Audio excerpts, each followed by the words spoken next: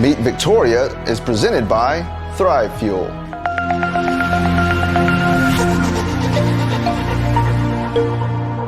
Welcome to Meet Victoria, where we'll get to know the people, businesses, and heroes that make this community special. I'm Caleb Shaw, owner of Shaw Realty and your host. Now let's go meet Victoria.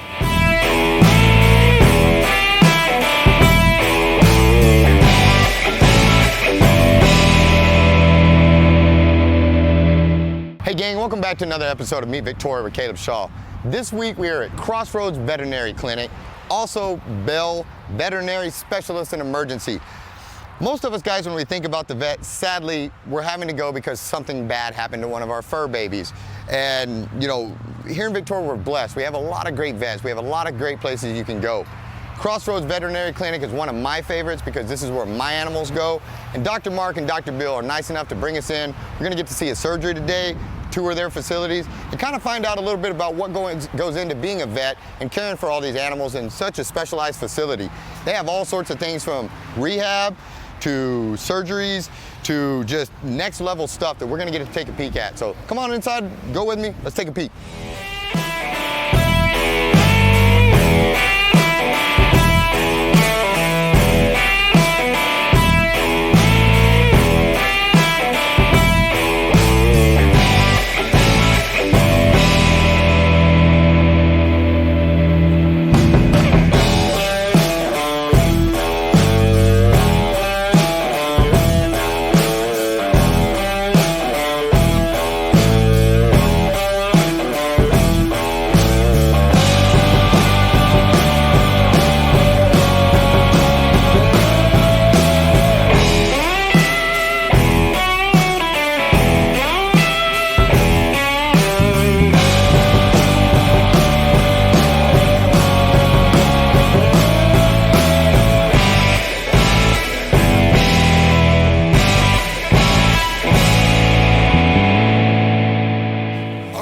Welcome back. As you can see, we're joined now by Dr. Mark, and we've got a cool little surgery going on in the background that we'll allude back around to here in a few minutes. But before I get going too far along this route, if you would do me the kind favor, sir, of introducing yourself to the camera. So, my name is Dr. Mark Besancon, the veterinarian here at Crossroads Vet Clinic and now Beale Veterinary Specialist. Outstanding. How long have you been here in Victoria, Dr. Mark? So, I moved to Victoria in 2007. So I graduated vet school 2005, moved to Beeville, which is where I'm from, and then practiced there for 2 years, and then came here in 2007. And you've had a lot of growth in your career since getting to Victoria, because I know when we met you, you were not in this building that you're in now. You were it was about this big. Yep. And we were all sitting in each other's lap when we were talking and all that. But I remember from day one when I walked in that the level of care and personal attention and all of that was there, so much so that I was like, this is my vet, you know, and it's been really neat for me to see your growth over the years and to see you go from that building to all of this. And, you know, I know we had the tour and all that, and it's an amazing thing what you've done. How long did it take you? How long is medical or veterinary school? How long does it? What is that process? Yeah, so basically you have to have prerequisites. So obviously finish high school, go to college, get your undergrad degree. It takes a minimum of 2 years to get your prerequisites to go to even apply for vet school. Most don't do it in 2. Most get a true 4-year undergraduate degree. Then vet school itself is 4 years.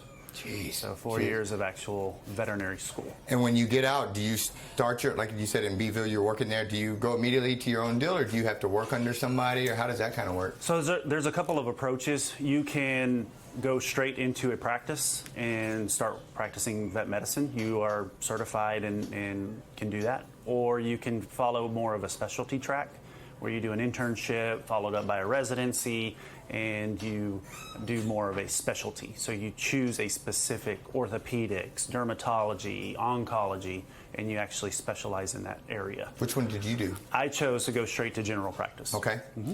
But I've noticed, you know, with Dr. Bill in the background here, you're still a student in this business and game and industry and still learning. And can you tell me a little bit of the career growth or the growth of your clinic here, where all of a sudden you have partners and you're doing things? Kind of how does that, you know, Who is he, and how does that come into fruition? Yeah, so it's kind of an interesting story. I basically started Crossroads Veterinary Clinic in 2009.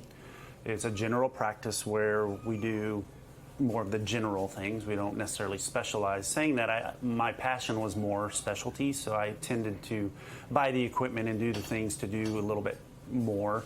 And so my dog actually needed a surgery, a total hip replacement, and I called Dr. Beale to see if he could do it, and I actually was in on the surgery up at Gulf Coast where he was working at the time. And then mentioned to him that, hey, you know, we've just built this brand new facility. Would you like to come and do some surgeries? And you know, Hurricane Harvey unfortunately hit and actually flooded their building. And so he did reach out and started doing some surgeries down here, liked it, and decided to open a practice down here. Outstanding, and that allows to take on so many different venues of things you can do now that you can specialize, and then you being a student under that and kind of learning again, because now you're working on your specialization in orthopedic. Correct me on the orthopedic surgery. So yes, I'm a surgical intern at this point, and he is one of several specialists that is my quote-unquote teacher. So we're going the non-traditional route to get me board certified in orthopedic surgery. Roger that. What are some of the specialties that you guys offer now up here with the addition of Dr. Beale? What are some of the things that, whereas before it was just general, and now, like I've noticed you guys had and I'm going to butcher the name of it, the aqua deal for the treadmill, the aqua treadmill and stuff. So we're mainly focused on orthopedics and soft tissue surgery. That's the big one. We are going to branch out into some more of the other specialties that are out there. But we've brought in a CT machine. So probably the biggest thing is we brought in a lot of technology that's allowing us to do more advanced imaging with a CT. We have the C-arm that's back there. We have these arthroscopes, endoscopes, things like that can let us do, really the big thing is minimally invasive procedures. Yeah, and I noticed that, and we're going to have Dr. Beale kind of hopefully explain it a little bit more if he's able to about the surgery that you guys let us be a part of this morning, where kind of like we discussed is, you know, you hear minimally invasive, and then your first thought as you see, and you're like, well, that's not minimally invasive, but then it really is compared to where technology. I mean, the wound that would be this big previously, and now it's 2 little holes and stuff like that, and that's just crazy. Oh, it's amazing the technology that's now available to us, and what it's done for wound healing in general. You know, these guys can heal so much faster. With just small little incisions. Well, I think it's neat, and again, you guys have so much going on here, and one of the things that, on a sad note, but it's a great thing that you guys offer is and I sadly had to find out the hard way was pet cremations and stuff, and when I lost Piglet, my first dog, and as an adult, I didn't know what to do, and I was heartbroken, I was ultra distressed, you know, my whole world had ended that day, and I called up here just lost, and I didn't know what to do, and you were so kind, and you let me sneak up here about 5 minutes before you closed, and I sat in a room, and you know, and there's nobody probably besides my own dad or no other grown man that has seen me ugly cry as many times as Dr. Mark has, but with that, you know, first and foremost, thank you, because those were literally some of the worst times of my life, and you were there, and you were very kind, and your whole staff was just amazing. But it kind of leads me to something we discussed briefly earlier is I can see a very real cases here where you can get PTSD, where this can jack with you. And it's like you told me earlier that the veterinary career field is one of the highest suicide career fields out there. And I can believe that because you mentioned having to walk into, you know, a room like mine where I'm in there with my dog that's passed, or you have to just tell somebody that today's the day you have to let your 15-year-old dog go, that's your whole world. And then you walk out, and then the very next room is 10 puppies. Yep. And that can just take a real toll. What are steps that you take that you do to try to bring you some peace with some of that? And how do you continue to progress under all those stresses and heartache that you see on a daily basis, that roller coaster of emotions that you go through? Yeah, you know, every day it is a roller coaster of emotions, like you talked about. Walking from a euthanasia room to a puppy room, you really almost have to live in the moment, because you can get caught up in some of that, and it makes it really hard because We have feelings too, you know. Veterinarians have feelings too, and a lot of people don't understand that. And so trying to go through all these emotions is really tough. And you go through multiple of them in a day, telling somebody their dog has cancer, doesn't have long to live, and then you go into a little puppy exam that you're super happy and exciting for the owner after you just walked out of one that was so depressing. It is tough, and just over the years, it's just knowing that you just got to kind of turn a switch off and turn another one back on, and it sometimes can be difficult, but I don't know. I feel I've adjusted well to that just over the years. That still doesn't make it easier, right? But you've learned to cope, and try to make it happen. Yeah, and just make sure you have hobbies outside of work. To try to get your mind off of things. Do you get a life outside of work? Because I know I've minimal. I know I've hit you up. I used to think as a realtor that what are nights and weekends? Because my phone it always rings, but I know I've had to message you from my vacations, from anytime I get in a jam, I message you, and you always answer, and so I mean, when's the last time you took a true weekend off where you didn't take any calls, where you didn't take anything? Come up here to treat animals. Yeah. Can you even name one? No, because you've met me up here several times on weekends when I've lost other animals. Even if I have to go out of town, typically it's getting calls and, hey, I'll be back at 3. I'll meet you at the clinic. Wow. It's just. It literally get my family home, I get back in the vehicle and turn around and drive to work. That's my life. So let me ask you something. So you sacrifice so much to help us take care of our fur babies and all that.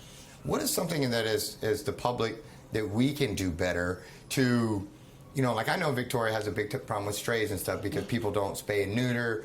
I feel like Bob Barker walking around telling everybody, please spay and neuter your pets and stuff. But what is the biggest thing, or is there something that you see as a vet here that, golly, if we could just get better about this or that you could maybe have a big effect in this town that make a dent in all of this stuff? Well, I think just in general, preventive medicine is huge. So vaccinating, heartworm preventions, flea preventions, spay neuters, a lot of your preventive stuff. Dental, probably a good one. Dental is huge. We offer dentals every 6 months, specials on that. The other is just staying up to date on annual and biannual exams. We offer those because if you catch something early, you can definitely maybe prolong their life or set up a management protocol. Dogs age 1 to 7 to our years. So, when we talk about doing a biannual exam on a pet, that would be like us not going to the doctor for 3 years.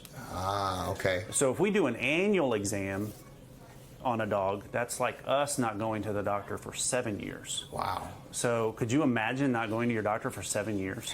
I'm going to say no, but no, I'm just kidding. Yeah, 7 years is a long time. Yeah. Like, that's ridiculous. Yeah. So, I hear you. people don't understand, well, you want me to come in every year and have my dog checked? Yes. They age faster than us. So if we can catch something, kidney value changes, liver value changes, just physical exam, bumps, lumps, if we can catch that stuff sooner, then we can prolong your dog's life. And you guys do not have the luxury of the dog telling you what's wrong when it walks Exactly. in. Sometimes I feel like my doctor doesn't listen. I walk in, my arm hurts, and he's looking at my leg. But you guys don't have that luxury of getting that. And I know a lot of times under these bad, we may not as pet owners do the proper, upkeep on our animals that we should. And then we expect to bring them into you as the miracle worker. And if you can't fix that problem that we've neglected for the last 5 years, well, it's your fault, and we're all mad at you and all this. And I bet you take a lot of butt chewings for stuff that you probably have nothing to do with. Because I know I eat one or two of those often in real estate, and stuff like that. And so that's why I asked the question about what can we do? Because I know a lot of times people are hurt and they're looking for somebody to blame. But a lot of those things are like what you just mentioned is that didn't start today. Right. That issue didn't start this has been a thing of maybe bringing this dog in earlier. It could have been caught and treated and et cetera. Yeah, and that's difficult. We're all busy, I mean, we all have lives and our families first. Pets may get put a little bit lower on the list, and I get it. I totally get it. Good histories though help a lot. If you give us a good history, because we diagnose a lot of things based off history. Yes, sir. Seizures. Most of the time when they come in, they're normal, unless they're actively seizing. But the owner has to describe what happened to get you to that point to diagnose that. Gotcha. So, Yeah, histories are huge. Roger that. Well, what does the future hold for Crossroads Veterinary Clinic? Where are you going from here? Have you got some grand scheme mapped out yet, taking over the U.S.? Yeah, there's lots of things in the works, and you know, we're definitely going to continue to grow. Definitely not stopping that for sure. So just, I guess, wait and see. There are I'll some tell things. you, thank you for allowing us to come into Absolutely. your world here. I speak for myself, but I also know I speak for a lot of Victorians that we are grateful for what you do here. We're grateful for your staff. You have saved quite a bit of my animals repeatedly for me. And like I said, I always joke, I feel like I should at least have a surgery room or something named after me up here. But you guys do a phenomenal job. And Mark, you've always found a way to still be Mark and still be a good guy and a pillar in this community despite all the stuff that you do. And so thank you for that. And again, thank you for letting us tune in. Guys, Crossroads Veterinary Clinic. I don't know what else I can say. It's awesome. We'll be right back.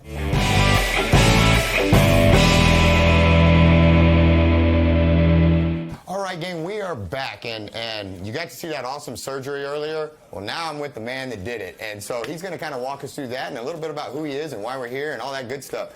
So without further ado, my friend, if you wouldn't mind introducing yourself. Yeah, so I'm Brian Beale. I'm a surgeon. I've been a surgeon for about 30 years now.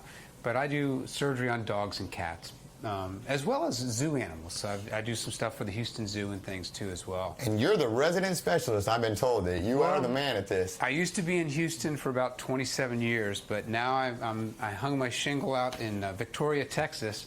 That's a jump. And I love it. Good. It feels, you know, just like when I started. This is a beautiful hospital that Dr. Besancon's put together at Crossroads Veterinary Clinic, and we've put in a specialty hospital within this facility, and we've brought the big city to the country. Yes, sir. Yes, sir. Well, I'll tell you, Dr. Mark he's very happy to have you here, and he spoke so positively of you, and he has from the first day I ever talked to him about you. He's always the excitement of you coming to town from, like you said, big city to Victoria. But it wasn't through ideal circumstances necessarily. I mean, I know you guys met and you had a good connection, and you helped save one of his dogs, from what I understand. Yeah. But you ended up in Victoria was almost through a little bit of tragedy or unexpected circumstances. Yeah. It was the result of Hurricane Harvey. One day we had this 50,000 square foot state-of-the-art hospital. The next day it was wiped off the face of the earth. And we went from from a big, huge hospital to zero in just overnight. And so I started out doing a little bit of mobile down here and just loved it. The staff is incredible here. The level of care is very high, and you know, the facility is state of the art. And now we've brought a lot of fancy toys in now. Yes, sir. A lot of the toys that I had up in Houston, I've bought and put in brand new here. So it is the highest level of care you can certainly get anywhere in this area. Yes, sir. Well, and I've noticed, being a long-time client of this clinic, is we started in that smaller, I say we, like I'm part of the family, but we started in that smaller building, and to see the growth and the steps of, I mean, it's phenomenal. And Mark, from the time he's been here, he's been extra passionate, and that's one of the things that attracted me to him as my vet, is I felt he was sincere in all of this and excited, and it's neat to come all these years later, and that excitement hasn't waned. It hasn't. In fact, he's more excited and he's more passionate, and it's so neat for me to see how it went from that tiny building to I just watched an orthopedic surgery back here, and holy smokes, Well, that's what sold me, is just getting to work with him. Yes, sir. And his passion and his energy is incredible, and I'm the same way. I've been doing this a long time, and I could retire, but I love what I do. Still having fun. So, I'm just, as long as I have fun, I'm going to keep doing it. I hear you, and that's the way, and I understand that this probably isn't the first little show you've been on, from what I hear. You did an animal rescue, and forgive me, what was the... So we had a National Geographic Wild show called Animal ER. Yes, sir. Which was just a lot of fun, and it was all about treating these, normal dogs and cats, but a lot of crazy animals like tigers and monkeys and penguins and elephants, all sorts of different things. And we did that show for 2 years, had a lot of fun. The clients loved it, the patients loved it. Unfortunately, Harvey ended that too. Yeah. When we were getting ready to start our third season, that's when Harvey hit, and so we had to cancel the show at that time. But we're hoping to get another show in the future, and we'll see what happens. Outstanding. Well, I appreciate you sharing with us. What was that, again, you were so kind to let me breathe over your shoulder here and watch you do this surgery this morning. You and Mark tag team that surgery. If you could, kind of in about 2 or 3 minutes, walk me through what we watched earlier and kind of the Cliff Notes version of what it was that you did in there. And it was just spectacular to watch. So you've heard about an ACL tear? Yes, sir. Okay, so everybody's heard an ACL tear. Yes, sir. The most common injury in sports-related injuries in people. But in dogs, it's also the most common injury that we see, and by far the most common cause of a hind limb lameness is an ACL tear. Now, they occur a little bit differently. Usually dogs aren't doing sports when it happens. It's more of a wear and tear type of injury. But what we did was, and what we do here, is we focus on minimally invasive surgery. The reason we do that is the animals are in less pain, they recover more quickly, and have fewer complications. So what you saw was arthroscopy, where we make a tiny little incision and we put a scope into the joint, and we can see the entire joint through that little teeny scope. And the nice thing about it is it magnifies everything about 20, 25 times. So something that looks that big looks that big. Right. And when it looks that big, you can be more accurate with your diagnosis and more precise with your treatment. Outstanding. Well, it was really just truly phenomenal to, watch you suck out torn cartilage or tendons. I don't even want to diagnose what I saw you sucking out of there because I'll do it wrong. I can teach you how to do it. Yes, sir. It's slow. I mean, it might take a while. I'm a slow learner, but it was neat. And then to hear that 30 minutes later the dog will be up and moving. I was just floored by that because it seems. Your mind tells you, how long are they going to be down, and when can that animal walk again? To hear that it would walk out of here. Yeah, we do a procedure called a TPLO with that to stabilize the knee. And the beautiful thing about that is it's a permanent fix, and they're allowed to walk on it the day of surgery. And so we send the dogs out here, and many of them are already putting weight on the leg by the time they leave. Wow, that's just incredible. In conclusion and on the way out of here, is there anything that, as pet owners, or, I've been doing this 30 years, and I wish people would do X, Y, or Z to sure make my life a lot easier if you guys, as the public, would do this or that. I was talking to Dr. Mark. I know one of the things we have issues with in Victoria is strays. People don't spay, neuter, and you always hear old Bob Barker, you spay and neuter your pets, yada, yada, yada. Is there anything that, from your point of view, that, hey guys, if you could just stay on top of these things with your animals, you could prevent a lot of this or something like that? You bring up a great point. It's all about education and awareness. Yes, sir. And, we do our job trying to educate veterinarians, but I wish I had more opportunity to educate the general public. Gotcha. Because they're the front line. Yes, sir. They're seeing their pet.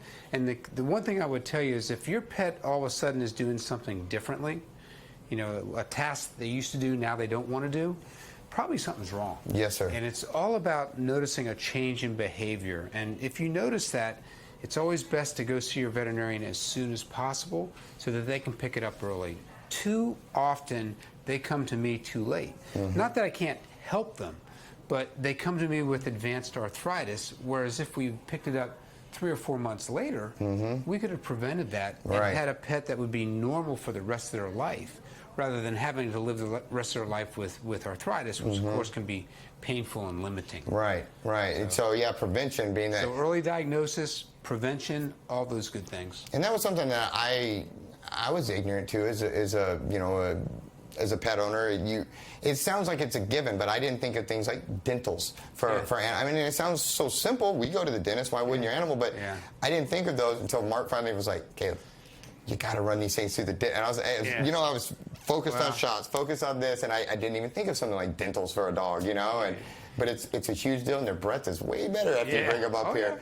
Well, and unfortunately, everybody's got a budget, and they're trying to squeeze that budget as best they can. But I just tell you that, doing the preventative stuff and treating earlier rather than later is going to save you money. Absolutely. If you wait to the end, it's going to cost you more because it's a harder thing to do, and you're going to have more long-lasting medications that are needed.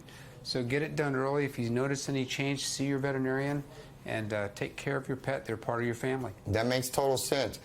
On the way out, what's the future hold for you? Do you want to make any grand predictions or know anything coming up? Anything you want to share on the way? Or do we just stay tuned and watch and see what's coming? You know, we're just, we're predicting that our facility here is going to grow and offer more services.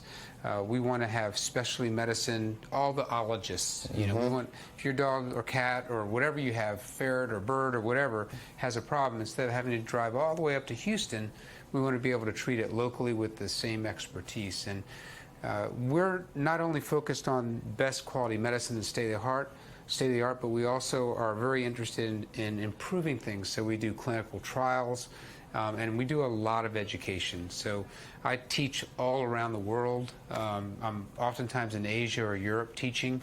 So my time here is limited, but we have a team of surgeons that we're building up here to cover when I'm away. This is going to be a just total, I was just about to end, but I got a left, a way out of right field question here.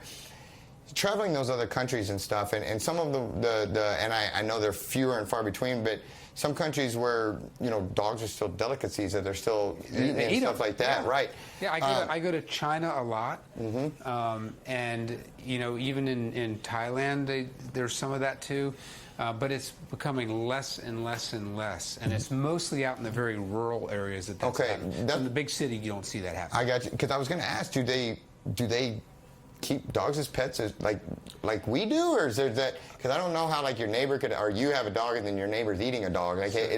So I do a ton of training, and I work with a lot of the veterinary universities in Thailand, also in Japan, China, and Taiwan. And so I have a lot of friends and interactions with all those vets over there, and I meet with owners, pet owners too. So I'll go into the hospital, we'll work with a case, and I'll get to actually meet the pet owner and use a translator. And they are so passionate about their pets over there. So the eating of pets is very rare and very rural. Most of the major developed cities in these Asian countries are passionate. They're dressing their pets up. They're at the vet, getting care very, very early. They love their pets. And I will tell you that the veterinarians of those 4 countries are incredible. They are trained so high. They do incredible work, and we can learn a lot from them as well, because the world's a big place. Agreed. And they do things a little bit differently sometimes that we can learn from. And so what I've found is when I go teach them, I always learn something from them, and I can bring it back here as well. Yes, sir. Well, I think there's a lot of wisdom in that, and the day you stop learning, you're in trouble, And so I think that was a very wise statement, and I think that was perfect. And thank you for allowing us in here. I'm a total animal lover, and so to get to have today to see behind the scenes of what you guys do for my animals when they come up here, and everybody's it means a lot, and to know that they're loved on and they're taken care of, and they're treated with such a high level of care. It brings a sense of peace, and we're glad you're here in Victoria. We thank you for, I'm sorry for the circumstances, but I'm glad you're here. I've got to thank you for getting the word out, because, I said this earlier, it's all about education and awareness, and it's educating the pet owner, because they want to do the best for their pet. And they just have to understand what is going on, and then they will choose the right direction. Yes, sir, I agree, and it is a team effort. And so thank you so much for your time, and more importantly, for what you do. I mean, I told Mark, when I was a kid, I always thought I wanted to be a vet. Like that, I love animals so much, I wanted to be a vet.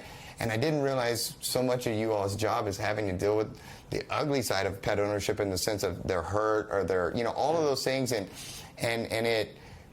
My heart has been on the broken side so many times with my animals, but it was never because of a lack of care. It was never because I didn't have a vet that didn't treat them special and all that. So I just wanted to, I know you guys are told a lot, but I wanted you to hear it from somebody that you guys matter and you mean something. And I know that you maybe get desensitized to that because you do it every day, but it means something to people. And so just from a grateful pet owner, thank you for taking all the time, the 30 years of knowledge, the 30 years of putting your heart into helping somebody else and their animals. So thank you so much. You're very welcome, and thank you for that too. Yes, as well. sir.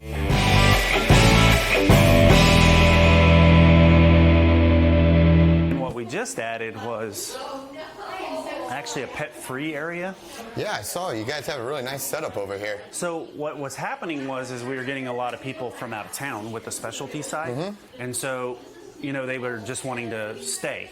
You know, they don't want to Just sit at a restaurant or something for the next 4 hours. So coffee, water, TV in here, but try to keep it pet free, so people can just come in here and. Yeah, because when they're under duress, they may not necessarily want to listen to somebody else's or deal with somebody else's dog while they're just back there getting some big surgery. Well, a lot of people work on laptops. It's a great point. So a lot of people come sit in here and they're like, oh no, I'll go do some work. So then then it splits into two sides. So we have 3 exam rooms on this side and 3 on this side. Okay. And the goal was to actually have 2 clinics in one. It wasn't necessarily going to be a specialty clinic and a general practice clinic. It was going to be maybe kind of a general practice where the sick dogs go, and then more of the preventive medicine side. I got you. Okay. Vaccines and stuff. Yes, sir. But now it's turned into the general practice side and the specialty side. Things have a way of evolving on their own, don't they? Glad that we designed it this way, because it evolved definitely into something. No, and again, how long ago? What year did you build this? We built this in 2016. Wow. So, yeah. So we have the 3 exam rooms. Just a side note on all these little pictures. These are actually, we reached out to local artists, and we're like, hey, bring us a framed picture. We'll put your name on it, and we can rotate them out. I'm a local artist. I think a picture of like Piglet or something would look great on one of these walls. There you go. Yeah. Hey, you got a space like right. And then over we have here. their business cards, so if somebody sees a picture they like, they can just call that artist up. Just another way to support the community, and they can put their. Well, it decorated my building. Yep. And you scratch my back, I'll scratch yours. No, that's brilliant. That's one of the things that I always try to do is jumped find. on. I mean, like these little pictures in the exam rooms, like that. And they have these little stickers that tell who the artist was. Yeah. No, I mean, that's just another way to involve yourself in the community and to interlock those relationships. People were they're super excited about it. That's because I mean, these are our kids, they're our hairy children, and so no, that's awesome. That's awesome. All right. So we'll go through one exam room. We have 6 of them. Let's go. They all have fold down tables, so we can do big dogs on the floor. Okay. Little dogs, we'll pull this down and do the exam on the table itself. So just a kind of a little neat feature. Gotcha. So then we move into more of what I would call the heart of the clinic. It's the center. So the same thing here. This is the treatment area. And if you were to draw a line right through the center here, and you could fold this building in half right here, and you have a mirror image on each side. So it's the line there. Right down the middle. Wow. So we have a central pharmacy. All drug labels go to here. And then we have a treatment. This is actually 2, treatment 1, and they service those 2. So the goal would be is so that veterinarians don't cross. This veterinarian can work these rooms, that veterinarian could work that side, and they don't have to cross streams, anything like that. And you guys literally have a pharmacy. A true pharmacy. We always have so many different things with you guys because I have so many animals.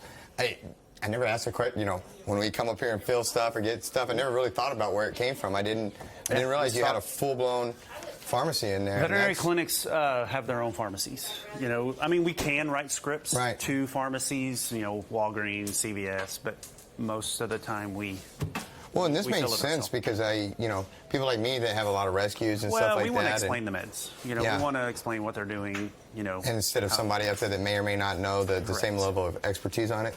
No, that makes sense, and again, it's just nice to have it all right here. Then that's one less, or one less thing you have to reach out to or depend on. Correct. And so I'm like that, a control freak. Like, hey, the more I can get in my in my wheelhouse, the better. It's pretty standard in vet clinics. So yeah. So then we move into our ICU, which is right here. Okay.